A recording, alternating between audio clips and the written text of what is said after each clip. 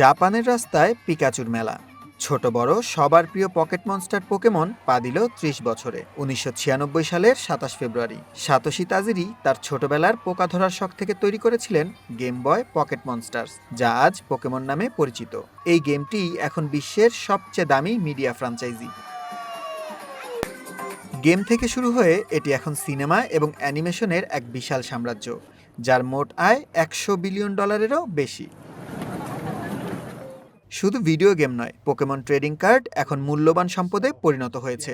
সম্প্রতি হীরাখচিতে একটি rare card বিক্রি হয়েছে $১৬ মিলিয়নেরও বেশি দামে। ২০১৬ সালে আসা পোকেমন গো অ্যাপটি বদলে দিয়েছে মোবাইল গেমিংয়ের ধারণা। ৩০ বছর পেরিয়ে পোকেমন আজও বিশ্বজুড়ে কোটি মানুষের শৈশব আর বর্তমানকে এক সুতোয় বেঁধে রেখেছে। সুলাইমান সবুজ, ওয়ান ইন্টারন্যাশনাল ডেস্ক।